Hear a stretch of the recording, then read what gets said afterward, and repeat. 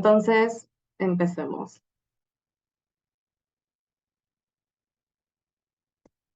Buenas noches, público presente. El día de hoy vamos a hablar sobre introducción a los mecanismos hormonales, así como la hipófisis y su integración neuronal. Mi nombre es Lourdes de los Milagros Vallejos Pastor, y en cualquier caso tengan alguna duda, este es mi correo, lourdes.vallejos@upch.p. Entonces, empezaremos con el índice. Vamos a abordar los objetivos, las generalidades del sistema endocrino, y estas generalidades las vamos a abarcar en 4 puntos distintos. Así como la glándula hipófisis, vamos a ver a esta glándula maestra, o la glándula pituitaria, y finalmente las conclusiones. Entonces, empezando un poco con los objetivos, he planteado en esta clase sobre todo 3 objetivos. Que el primero es conocer en aspectos generales qué es el sistema endocrino y cómo es que funciona, mediante qué mecanismos, cuál es su importancia, entre otras cosas. En segundo lugar, he planteado la importancia de describir la anatomía de la glándula hipófisis. Vamos a ver cómo está compuesta, por qué tejido, vamos a ver si ambas partes de la hipófisis, les voy adelantando, derivan del mismo origen embriológico, ¿no? Etcétera. Y finalmente vamos a ver o analizar los procesos fisiológicos relacionados con la glándula hipófisis y su importancia. Vamos a ver que esta glándula hipófisis no actúa sola, sino en conjunto con otras glándulas, como es el hipotálamo y los órganos diana. Entonces, hablaremos sobre generalidades de la endocrinología. Primero, ¿qué es el sistema endocrino? El sistema endocrino está compuesto por varios órganos. Es un conjunto de órganos integrados que pueden derivar de diferentes orígenes embriológicos, que liberan hormonas del torrente sanguíneo, las cuales ejercen efecto en los órganos diana. Entonces, en resumidas cuentas, se podría decir que una glándula produce una hormona, y esa hormona es un mensajero químico. Y ese mensajero químico es liberado a la circulación. Y a través de esa circulación llega al órgano diana. Entonces, dentro de estas generalidades, abarcamos los mecanismos de comunicación intercelular, que para esto es muy importante tener en cuenta la distancia a la cual viajan. Por ejemplo, hay muchos tipos de estos mecanismos, pero yo les he puesto esos 3 principales, que es la comunicación directa, la comunicación paracrina y la comunicación endocrina. Nos vamos a centrar en la comunicación endocrina, pero he puesto la comunicación paracrina y la directa para que vean la diferencia. La comunicación directa primero se da entre células adyacentes por medio de estas uniones gap, que permite que justamente estas uniones permiten que haya un movimiento del contenido citoplasmático entre estas células. Las células, a través de estas uniones gap, se encuentran en contacto. Por otro lado, en la comunicación paracrina, las células no permanecen en contacto, pero no se encuentran a distancias alejadas, sino más bien se encuentran a distancias cortas, y a través de la célula secretoria secreta cierta sustancia, y en la célula diana se encuentran estos receptores. Pero como menciono, las distancias son cortas y no hay necesidad de ir al torrente sanguíneo. Y finalmente, la comunicación endocrina son distancias mucho más largas, por lo que es necesario, para que una glándula se considere como tal glándula endocrina, la célula secretora debe de secretar estos mensajeros químicos. Esos mensajeros químicos entrarán a la circulación, a los vasos sanguíneos, y finalmente llegarán y se unirán a los receptores de la célula diana para producir un efecto. Y ojo, que una hormona puede actuar mediante varios mecanismos, o más que todo, una sustancia química puede actuar tanto como hormona como otra sustancia. No necesariamente tiene que ser específica una hormona. Por ejemplo, la somatostatina. Ahora hablaremos sobre los tipos de hormonas. En realidad, los tipos de hormonas se pueden clasificar mediante varias razones. Hay en base a, según el lugar de producción, pero centralmente quiero hablarles sobre los tipos de hormonas, que son péptidos, esteroides y aminas.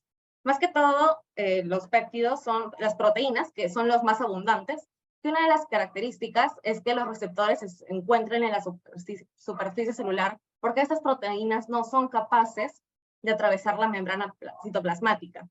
Sin embargo, los esteroides sí son capaces de atravesar esta membrana apolar, esta membrana plasmática, por lo que se encuentran dentro de la célula. Por eso se llaman receptores intracelulares. Y ojo que un receptor intracelular puede ser intranuclear o en el citoplasma. Y finalmente se encuentran las aminas, que son los receptores en superficie celular, así como los péptidos, pero hay una excepción, que es la hormona tiroidea. Si bien es cierto, la hormona tiroidea es una amina, posee, cuenta con un receptor nuclear, que justamente les voy a hablar más adelante sobre un poco sobre estos tipos de receptores con esta hormona específicamente. Y ahora vamos a hablar sobre las características y los tipos de receptores. Las características son principalmente dos, la especificidad y la afinidad. ¿En qué se diferencian? La especificidad es la capacidad de un receptor para diferenciar las sustancias químicas que se parecen en estructura. Ahí se observa una imagen de la izquierda, de la parte inferior izquierda, donde los receptores son específicos para ciertas sustancias. Se observa que en la célula de la izquierda, el receptor tiene una forma triangular que le permite unirse con esa hormona de forma triangular.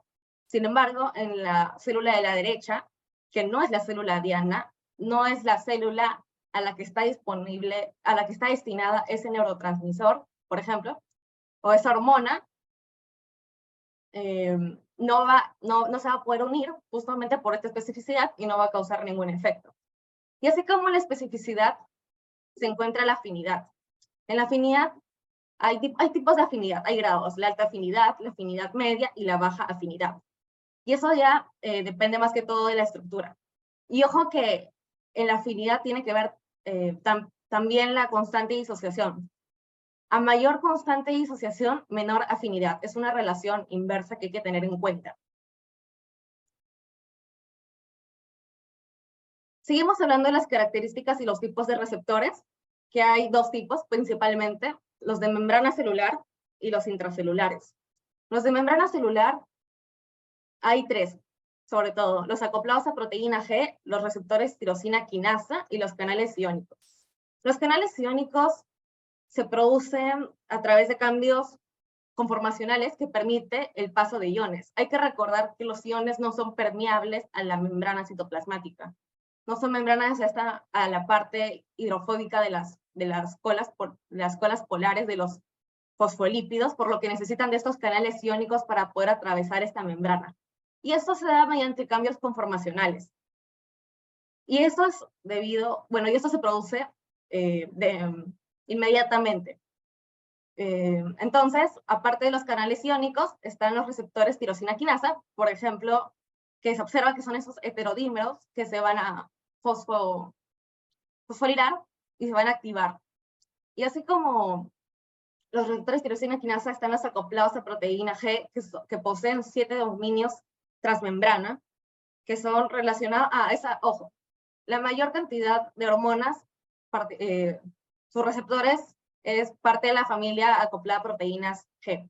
Y por otro lado se encuentran las intracelulares, que como su nombre lo dice, sus receptores se encuentran dentro de la célula. Se va a observar que, por ejemplo, puede ser con moléculas apolares, que son capaces de atravesar la membrana plasmática, donde el receptor que se observa en la imagen de la derecha, que es esa forma de ese triángulo celeste, se va a unir a la molécula señalizadora, a esa hormona, por ejemplo, y luego se va a translocar al núcleo, y ese vendría a ser un receptor intranuclear. Un receptor nuclear, porque, bueno, forma parte, porque se mete al núcleo y va a actuar como factor de transcripción para formar ciertas proteínas. Pero hay que tener en cuenta que los intracelulares pueden ser citoplasmáticos o nucleares, que es la superfamilia de receptores esteroideos, que es sobre todo para hormonas liposolubles. También hay que tener en cuenta que dentro del sistema endocrino hay regulación de la respuesta hormonal, y esto se da principalmente en niveles circulantes en sangre y la regulación de receptores específicos. Los niveles circulantes en sangre hay que tener en cuenta que las hormonas, la cantidad no es la misma que se produce en todo el día. Hay hormonas, como la hormona de crecimiento, que se produce con mayor rapidez o mayor tasa de producción durante la noche, y así sucesivamente hay hormonas que cumplen ciertos ritmos circadianos, por lo que hay que tener en cuenta eso. Asimismo, dentro del niveles circulantes de sangre hay un control neural que es mediado por neurotransmisores, y el control hormonal, que justamente es hormona que regula otra hormona, que eso es a través de un feedback positivo o un feedback negativo, que vamos a ver también lo relacionado a la regulación de receptores específicos. Aquí también ocurre un feedback positivo y uno negativo. En cuanto a si es positivo, va a haber una mayor síntesis de receptores y una menor degradación de estos receptores. Siendo el feedback negativo todo lo contrario. Habría una mayor degradación de esos receptores y una menor síntesis de esos receptores específicos, porque a menor cantidad de receptores, menor respuesta. Entonces también hay que tener en cuenta que la sensibilidad en cuanto a los receptores, porque a mayor sensibilidad, menor cantidad de la hormona para que se produzca una respuesta. Entonces, acá les quiero plantear esta pregunta. La pregunta número 1. Marca el enunciado incorrecto. A, una glándula endocrina necesita liberar sus hormonas al torrente sanguíneo para producir un efecto en su órgano efector. B, las hormonas tiroideas ejercen su acción mediante su unión con receptores específicos localizados en la superficie celular del órgano efector. C, en cuanto a las características de los receptores, la afinidad es la fuerza de interacción del complejo hormona-receptor. D, para mantener la homeostasis, la secreción de hormonas es impulsada o detenida. E, los receptores intracelulares incluyen a receptores ubicados en el citoplasma, así como receptores nucleares. Les voy a dar un minuto. Si pueden, me mandan las respuestas por chat, por favor, para corroborar.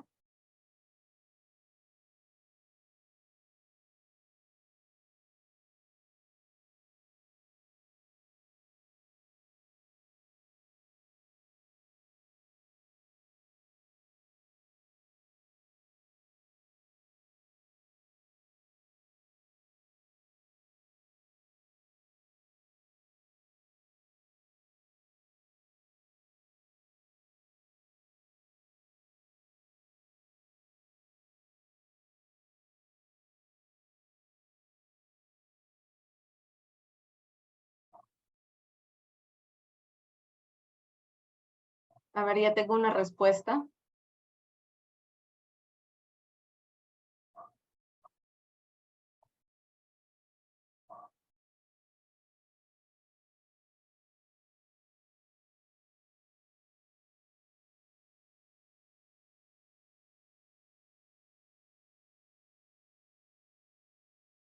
A ver, voy a esperar otra más. Anímense, chicos.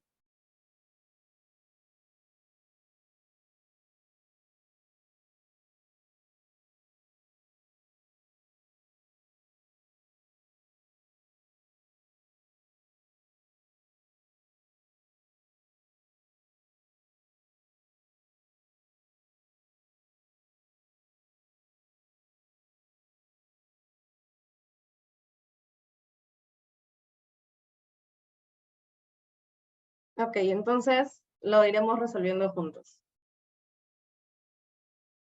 Menciona el enunciado correcto. A, una glándula endocrina necesita liberar sus hormonas al torrente sanguíneo para producir un efecto en su órgano efector. Eso es verdadero, porque justamente la definición de glándula es que va a liberar esas hormonas a través hacia el torrente sanguíneo para que de esa manera pueda viajar grandes distancias hacia su órgano diana. B, las hormonas tiroideas ejercen su acción mediante su unión con receptores específicos localizados en la superficie celular del órgano efector. A ver, la C. En cuanto a las características de los receptores, la afinidad es la fuerza de interacción del complejo hormona-receptor. Sí, recuerden que la afinidad depende bastante de con qué tanta fuerza se está uniendo una molécula con ese receptor, lo que también permite discriminar entre la molécula correcta o con otra molécula que su estructura es bastante parecida. Pero no confundan afinidad con especificidad. La afinidad es más que todo esa fuerza con la que se une ese complejo receptor, mientras que la especificidad es la capacidad de poder diferenciar hormonas que se parecen estructuralmente. D, para mantener la homeostasis, la secreción de hormonas es impulsada o detenida. Sí, justamente una de las funciones del sistema endocrino es mantener esta homeostasis a través de la interacción con varios órganos diana y con varias estructuras. Entonces, como les había dicho, por ejemplo, hay hormonas que cumplen un ciclo circadiano en donde es impulsada durante la noche y es retenida durante el día. Y también es impulsada mediante estímulos u otras cosas, u otras situaciones, pero la secreción de hormonas no siempre, no se está produciendo todo el tiempo, sino se impulsa y cuando ya hay mucha cantidad de hormona, ocurre un feedback negativo y es detenida, como vamos a ver más adelante. Los receptores intracelulares incluyen a receptores ubicados en el citoplasma, así como receptores nucleares. Sí, sí, justamente esa está correcta. Los receptores intracelulares abarcan a los receptores citoplasmáticos y a los receptores nucleares. No olviden que receptores intracelulares se refiere a todo lo que se encuentra dentro de la célula. Entonces, el enunciado incorrecto sería el B. Las hormonas tiroideas ejercen su acción mediante su unión con receptores específicos localizados en la superficie celular del órgano efector. Recuerden que la hormona tiroidea es una amina y que las aminas normalmente tienen sus receptores en la superficie celular. Pero justamente la hormona tiroidea es una excepción, por lo que sus receptores son nucleares. Entonces, la respuesta correcta a esta pregunta vendría a ser el B. A ver, espera. El B. La B. ¿Alguien tiene alguna pregunta respecto a este enunciado?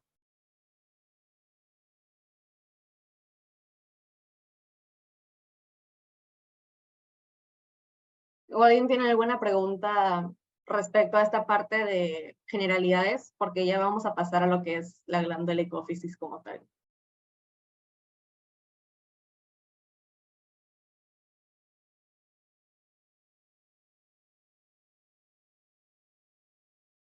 A ver, me dicen que todo bien hasta el momento.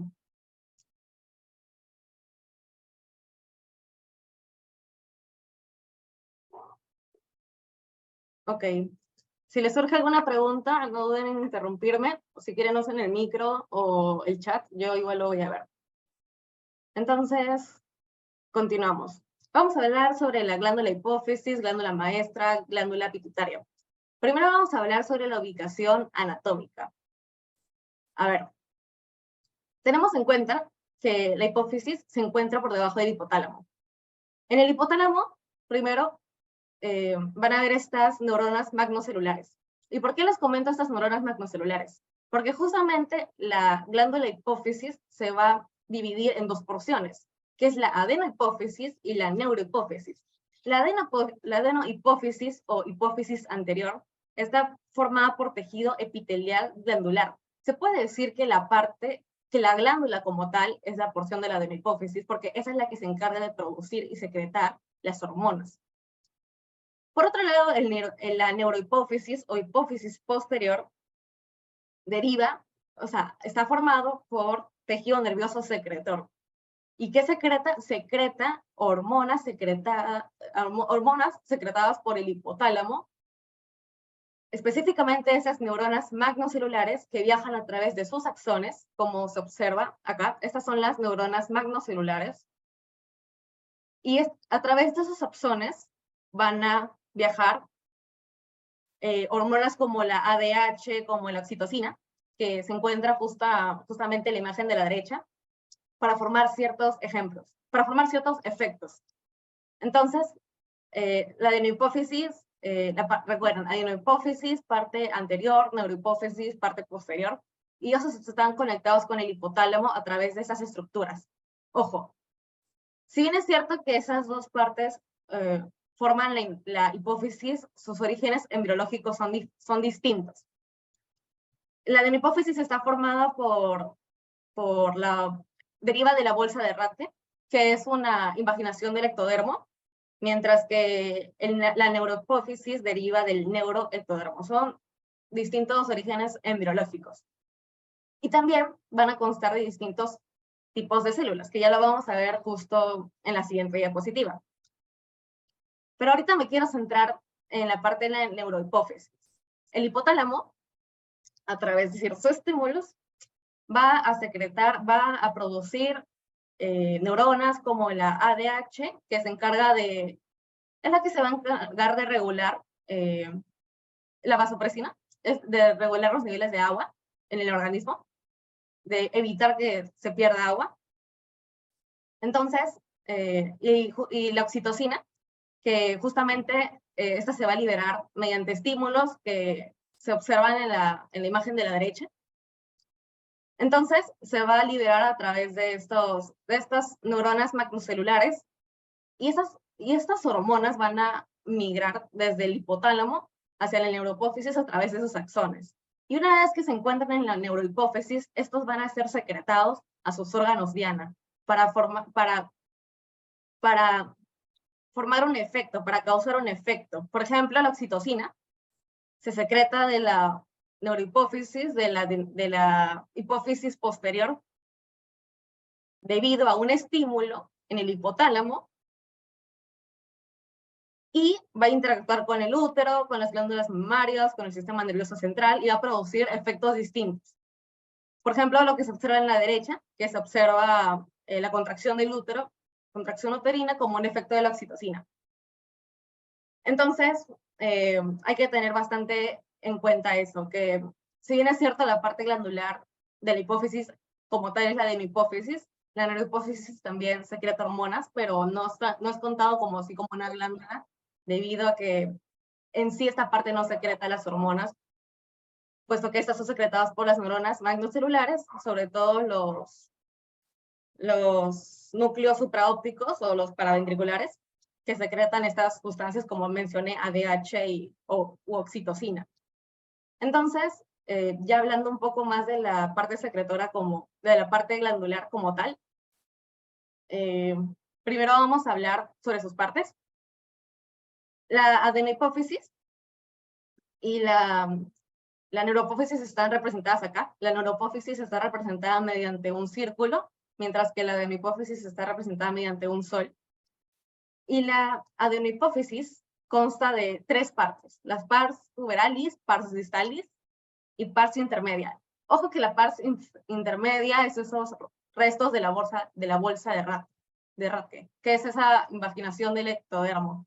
Mientras que la neuropófisis, como he mencionado, es formada por tejido nervioso, va a constar de la pars nerviosa y se va a conectar a través del infundíbulo con el hipotálamo, por donde justamente a través de este infundíbulo van a atravesar o van a pasar los axones de las neuronas magnocelulares. Entonces, ya hablando de la adenopófisis como tal, consta de varias células, de varios tipos de células, principalmente las basófilas y las acidófilas. Eso es en base a la tinción con hematocilina eosina. Las basófilas observan en la figura, son los gránulos de color azul, mientras que las acidófilas son del color rojo, y las cromófobas no tienen color como tal, y ya no tienen una función. Las basófilas son las gonadotropas, corticotropas, tirotropas, mientras que las acidófilas son las somatotropas y las lactotropas. En todo caso, a mí me enseñaron una memotecnia para recordar cuáles son las basófilas y cuáles son las acidófilas, y esa es la memotecnia: bailar contigo. Entonces, esa vendría a ser bailar de basófilas, de contigo, de corticotropas, ti de tirotropas y go de gonadotropas. Y las que restarían vendrían a ser las acidófilas, que son nuevamente las somatotropas y las lactotropas. Esta es una memotecnia por si les sirve, por si les gusta memorizar ese tipo de cosas. Ahora vamos a hablar sobre la fisiología como tal. Primero hay que recordar que ¿quién guía a la hipófisis? El hipotálamo. Ya, el hipotálamo va a secretar ciertas hormonas, distintos tipos de hormona, en base a ciertos estímulos, distintos tipos de estímulo, que esas hormonas van a llegar a la hipófisis. Entonces, esta hipófisis, a través de esas hormonas secretadas por el hipotálamo, va a secretar otras hormonas que se va a dirigir a los órganos diana. Entonces, si queremos hacer pasos, por así decirlo, vendría a ser, en ese ejemplo lo estoy dando con el de TRH, que vendría a ser para la hormona, para la glándula tiroides, vendría a ser pero hay que centrarnos antes en los pasos en general. El hipotálamo. Del hipotálamo se va a la pituitaria anterior. Secreta una hormona que se dirige a la pituitaria anterior, que actúa en la pituitaria anterior, que sus receptores se encuentran en esta pituitaria anterior que vendría a ser la adenohipófisis. Entonces, esta adenohipófisis secreta hormonas que se dirigen al torrente sanguíneo,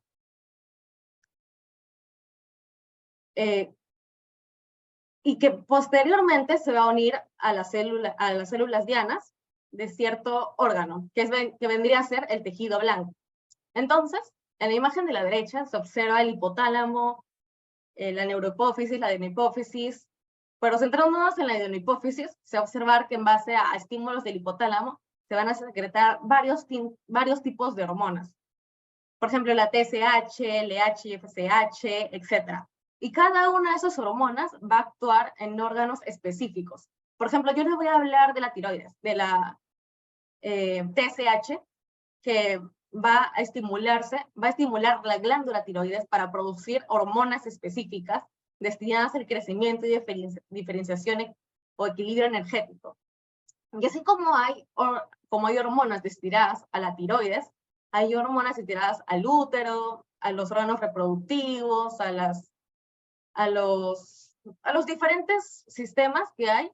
Entonces, y todo esto va a ser mediado por la hipófisis. Entonces, por ejemplo, ya, centrándonos en la imagen de la izquierda, el hipotálamo va a secretar esta sustancia llamada TRH.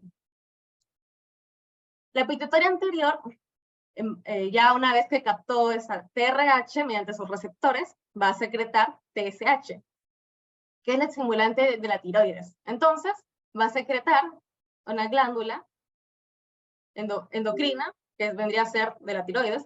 O sea, lo que va a hacer es de la pituitaria anterior, va a secretar la TSH, que sus receptores se encuentran en la glándula tiroides, y esta glándula tiroides va a secretar otro tipo de hormona que vendría a ser T3 o T4, que son hormonas propias de la tiroides, que van a viajar a través del torrente sanguíneo al tejido blanco, por ejemplo el corazón, para hacer sus efectos.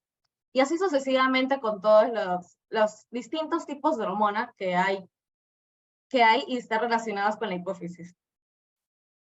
Para reforzar más este ejemplo de la tiroides, nuevamente se observa que en la parte del hipotálamo se secreta esta TRH, esta hormona, viaja a través de los capilares sanguíneos, de los vasos sanguíneos, hacia la hipófisis, hacia la adenohipófisis, y esta adenohipófisis secreta TSH. Y esta TSH lo que va a ir es unirse a sus receptores en la glándula tiroides, y la glándula tiroides va a producir T3 y T4, que como he mencionado, son las glándulas son las hormonas que secreta esta glándula, y estas hormonas son las que se van a dirigir a los órganos diana. Y como mencioné antes, las hormonas tiroideas son nucleares, sus receptores son nucleares. Entonces observa en la imagen, en esta parte,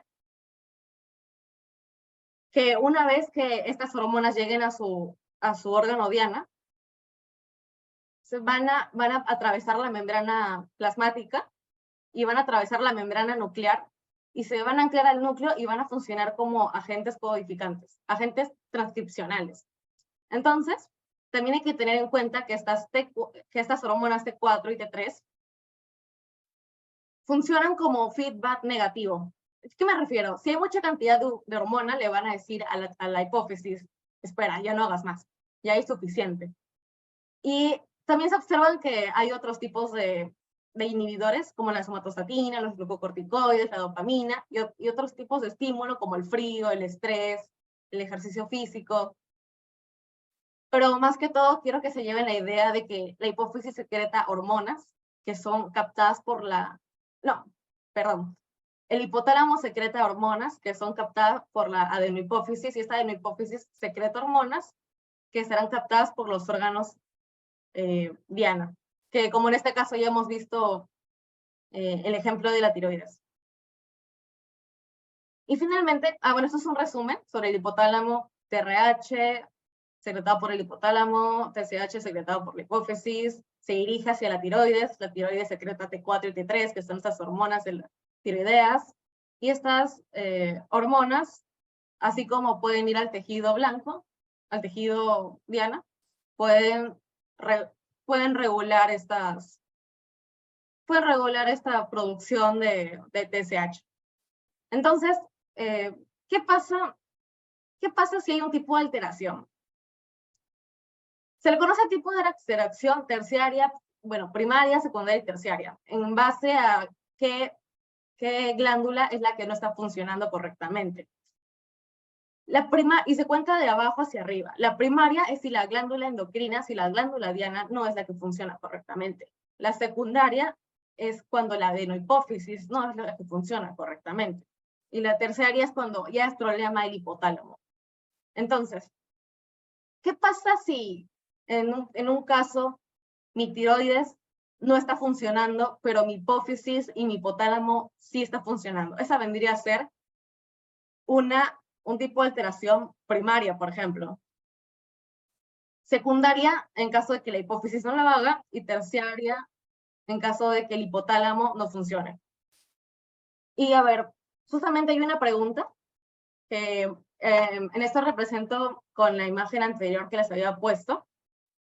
Me gustaría que la intenten. ¿Qué tipo de alteración presenta? Las flechas representan que la tasa de producción, si se produce mucho, si se produce poco, en base a los que les he estado diciendo. Entonces, les voy a dar unos minutos. Acá sí me interesa bastante que respondan, así que espero sus respuestas, por favor.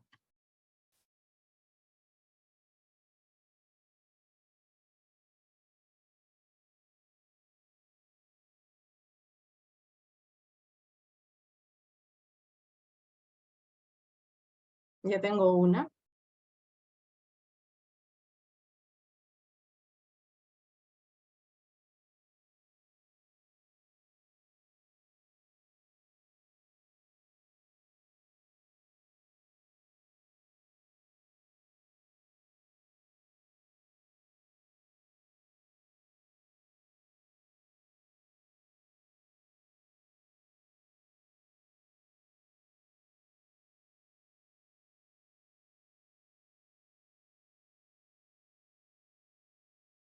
Anímense, chicos. ¿Alguien más? Si no, para pasar a analizar.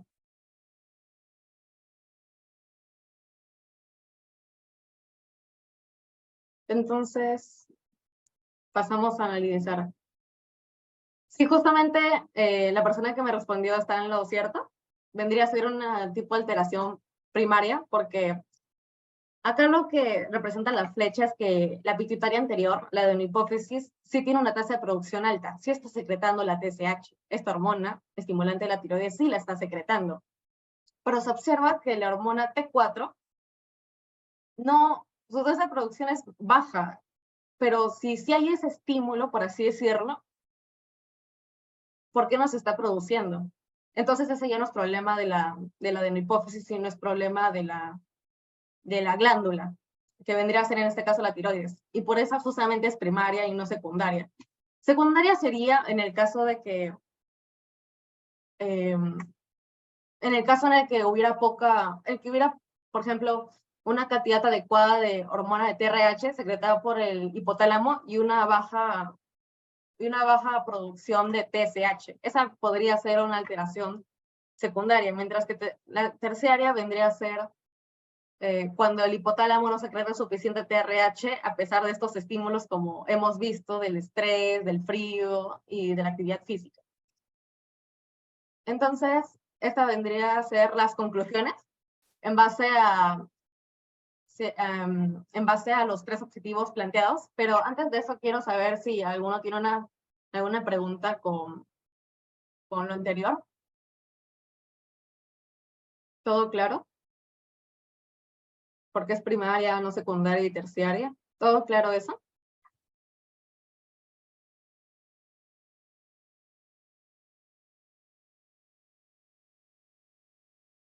Genial, todo claro, me dicen. Entonces, pasaremos a las conclusiones en base a cada objetivo planteado.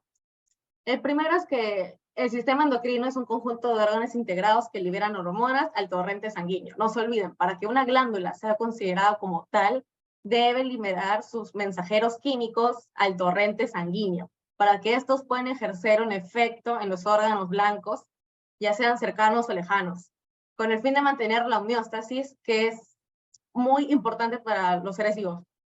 Y esto se logra a través de su unión a receptores específicos en sus órganos efectores y la regulación hormonal. En segundo lugar, tenemos que la glándula hipófisis presenta dos componentes funcionales, en este caso la adenohipófisis o lóbulo anterior y la neuropófisis o lóbulo posterior. Y estos componentes difieren en cuanto a origen embriológico, estructura y función. Y finalmente, el eje hipotálamo hipoficiario es un sistema cuya función es mantener la regulación y equilibrio de los niveles hormonales hipofisiarios. Este eje hipotálamo hipoficiario se refiere a la correlación que hay entre el hipotálamo y la hipófisis, que es muy importante que uno no se olvide, puesto que la hipófisis depende de las hormonas que el hipotálamo le segregue para poder actuar. Y justamente por eso se llama eje hipotálamo hipoficiario. No olvidar eso. Y esta vendría a ser la bibliografía que utilicé en esta oportunidad y muchas gracias. Espero que les haya gustado, chicos.